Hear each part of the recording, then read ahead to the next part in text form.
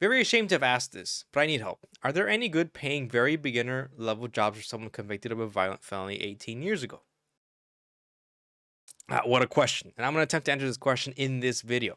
So, before I get into that, let me blow myself up real quick. Before I get into that, let me discuss the next video, which is going to be a technical video for you guys. I know there's a technical channel, but sometimes I do non-technical videos from time to time. So in this case, we'll be discussing someone's very sincere plight of having paid their debt to society, but having trouble finding a job within the tech industry, which is understandable for a few number of reasons, which I'll get into in the video. With that being said, my next video is actually going to be about Blazor versus React. So stay tuned for that one. It's just taking a little while to get there. Technical videos take a little longer than these kinds of. Anyways, let's get back to this guy. Let's get back to the Reddit. All right, so this dude, having been convicted of a crime 18 years ago. So wow, that's long.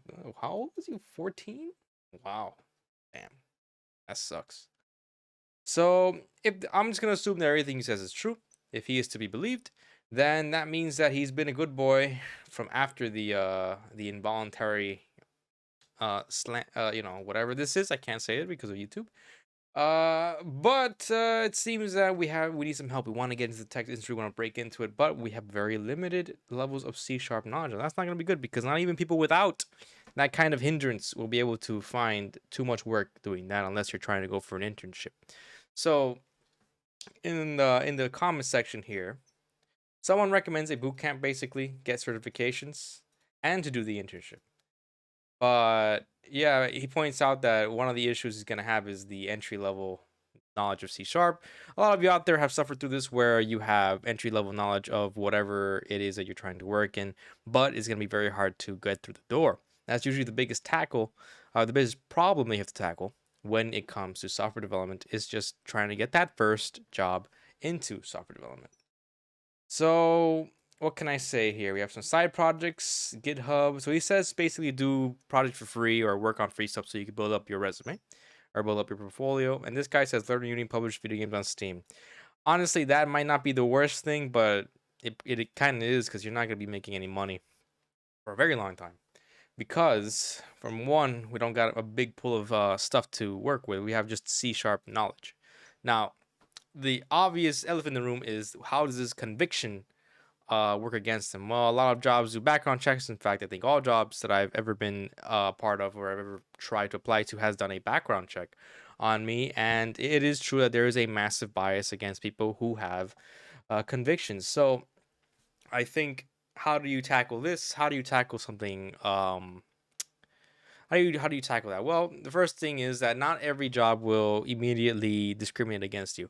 It is true that that's going to happen a lot, but there will be some jobs out there that can that will allow you to do this. Now, sometimes the more sketchier ones, they will hire you, but they'll hire you for less than probably what you're worth, unfortunately. But that is also a problem in this specific case because you only have entry level knowledge, unfortunately.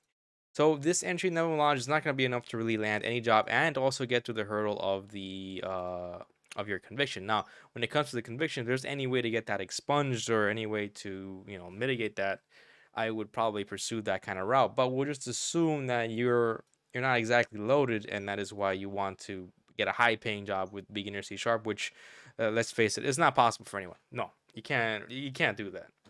Like it doesn't matter if you have a conviction or not. You're not gonna be able to get a decent job just with the basic knowledge of C#. Yes, I do agree somewhat with what this guy says, that you do need to build up that knowledge. You need to do some boot camps, maybe build a course that allows you to build your skills up, that gets your portfolio going, so you can show this off to some prospective employers. Getting certification is not going to be bad either, but I would wait until you get your skills up first, because the problem with this, with trying to do everything at once, is obviously you're not going to get anything done. So the first and foremost thing you have to do is establish what exactly you want to do. If you're going to start with C#, then you probably want to go into the .NET tech stack. So you have to understand how that .NET tech stack works, what's on the job market. So for .NET developers, obviously C# is very, very important, but are you going to be a web applications developer? Are you going to be just a native applications developer? or are you gonna do anything else like in the cloud or something? Since you are starting with C sharp, I would probably recommend going into web app development first, because that's usually a lot of courses for it. And um, although C sharp can be daunting, because I'm guessing you haven't gone too deep with it considering what you wrote here, I would recommend doing some web app development there. Maybe looking into Blazor, maybe looking into Razor. Razor is probably a little bit better in this case. Yes, strange considering this is the Just Blazor channel, but Razor has been around for a very long time and isn't that difficult to do. There is a lot of convention to learn of Razor, but it is not impossible. That's where I started, and I was able to develop my C sharp skills through that. So how much flack that I give Razor, it actually has a purpose, and Microsoft is keeping it up. Like in .NET 6, the newest .NET 6, they are actually bringing Razor into .NET 6, so that means that they're maintaining it, at least for now. At least for now, they're maintaining it until Blazor gets more, I guess, popular. Now, you could go with the bootcamp route if you have the money for it. If not, then you can always get a course off Udemy or Pluralsight or something that allows you to learn the full C sharp knowledge that you're gonna need. Personally, I would go for a course that does teach you web app development, because you will learn the C sharp knowledge, and you will also learn the entire tech stack that you would need to do in order to get a job. Now, in your case, in this man's case, or this woman's case, I assume as a guy though, the thing that I would do is probably after that get my portfolio up, have it have what if you're going to the web app development out, that is, I would have that hosted somewhere, maybe on Heroku or something, so that you could show it off to people, and maybe freelance, go on Fiverr or something. Normally, I don't recommend going on Fiverr, but Fiverr is a pretty decent place to maybe catch some people who want some really cheap work or want some very simple work. There are also other contracting websites you can go to, but I don't think you're ready for that. I think that you really need the basic foundational C sharp knowledge, at least intermediate knowledge of C sharp. You will also need .NET tech stack as well. So, but when I speak of the .NET tech stack, I'm talking about essentially whatever your front end is going to be. So you could use Razor. Razor uses C sharp, so you don't have to learn too much new. You will have to learn the Razor syntax. You could use Blazor, like what I teach, but Blazor is not really as big on the market right now. So a lot of front end development is still done in Razor, which is why I recommend that for you, because you want the thing that'll hit the most. You could also go and find work as a backend developer. It doesn't require you to learn the front end stuff, but let's face it, if you are learning backend stuff, you have to know how that backend ties into the front end at some point, because that's how it works. Like you wouldn't be a very good backend developer if you didn't know how the process works. But really, what we're looking at is someone that has a little bit of knowledge in the full stack development. So maybe the database too, a little bit. You could specialize in backend development, but still have a little bit of knowledge in the other two tiers, and you can still consider yourself a full stack developer with just like a backend focus. I think that would probably be the best thing to do. But most of all, if you want to go down this C sharp path, you should go find a course that allows you to number one, teaches you C sharp, the C sharp fundamentals. Number two, that teaches you C sharp within a tech stack, whatever that tech stack is going to be. You could go into React or Angular as your front end too, and then have a C sharp backend. That's possible. You could do that. I've done that before myself. And then maybe go into the database at the end. Database probably not as important, but as long as you have these two tiers together, you'll have a better time finding a job. Now, to actually find the job itself, that's where the tricky part's going to be in, because of this conviction. And if you cannot find a job right away, then I would start maybe freelancing once you have a portfolio that you can show off to people. So Fiverr is a nice way of doing stuff. Let's see what we have on Fiverr.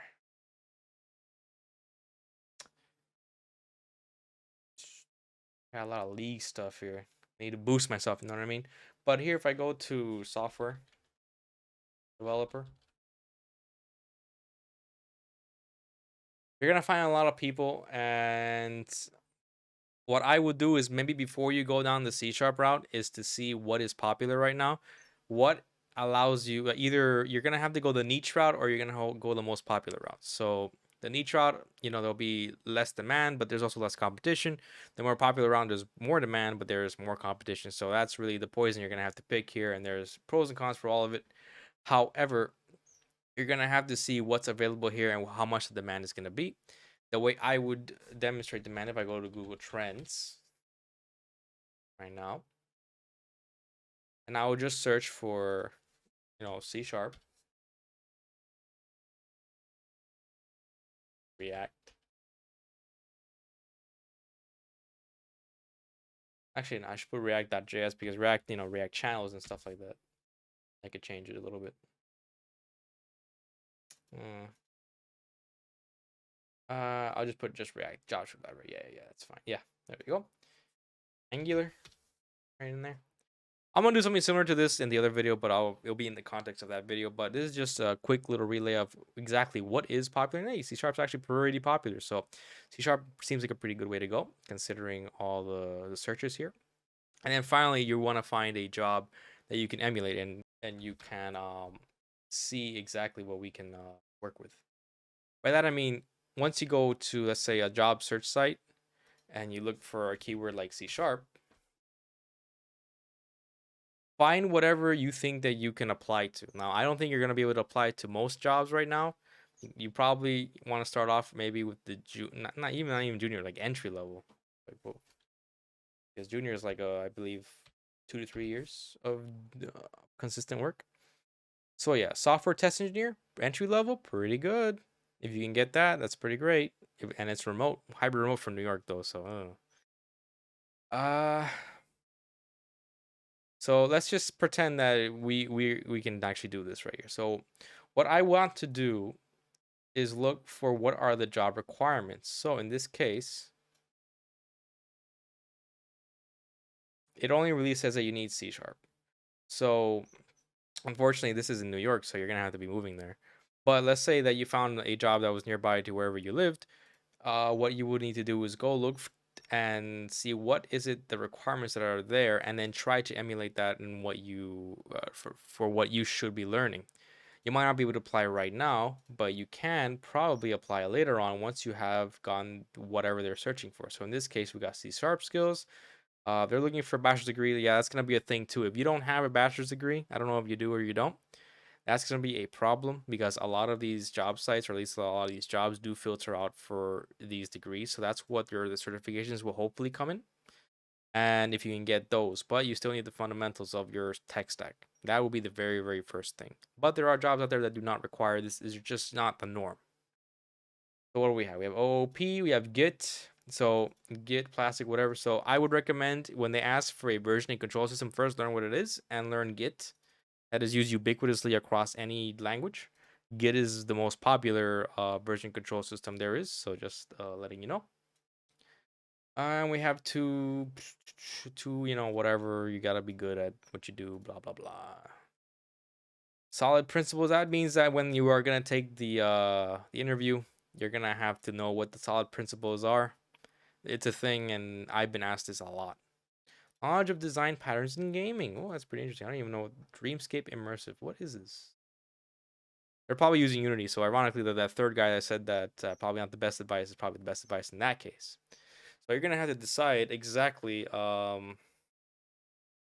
would go for the web app development because web app development is a lot more ubiquitous. I used to do Unity game development, and that did not turn out well. And there's also not that much demand for it because there's just so many people wanting to get into it. So that's why I would go the web app development route.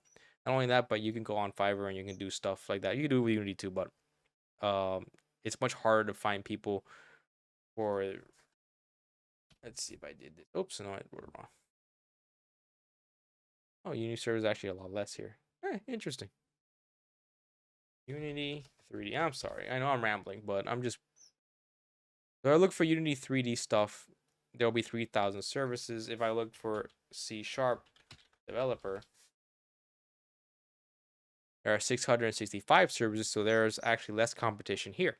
That's how I would be disciphering this, is how I would be starting this. So there's a lot to think about. The first thing is that you need to do is actually improve your tech stack. choose a tech stack that you want to use. Know what's going to be your front end and what's going to be your back end. You're going to be a web developer. You're going to be a native developer. You're going to go into cloud development. These are things you got to answer before you can do anything else. From there, you can start picking up some courses that are cheap on Udemy. Your first course is always going to be $10, in case you don't know, 10 to 15 bucks. So the way you look for a good course on Udemy would be between 4 to 5 stars, has a lot of students, decent feedback, all that good stuff. But it has to be a robust course that gives you, at the end of it, something that you can show off. So like a actual web application that you can host on a third party thing or on cloud or something, where you could show off to an interviewer. And unfortunately, the only advice that I think is kind of shaky from this entire video is what to do with the fact that they're going to be biased against you because of the conviction. That's a real thing. People do background checks, and the only way around it is to try to undercut the competition through price and then work your way up. That is probably the most direct way, the best way you have control over the situation is by doing that. I'm not a big fan of doing that. I don't like undercutting my own, costs for that. But if you're desperate, then you gotta do what you gotta do. So I am sorry to hear that you are in this situation, and I hope that things do get better for you. And I hope the video helped you out. But yeah, there's a lot of hurdles to cross. But the most important one at the moment, and the thing that you have the most control over, is what kind of technology we're going to be using and how well we're going to be using it. So you got to answer exactly what tech stack you want to use. After that, you can move forward with the rest of the interview process, finding a job, and all that stuff. And if worse comes to worse, you could always go and start on Fiverr once you've obtained the C# knowledge. But nothing starts until you've gained a decent level of technical prowess with whatever your tech stack is going to be. So I wish you luck, and this is the end of the video. For everybody else, don't worry, the next one's going to be coming out very soon, and yeah, I'm still working on it, don't worry.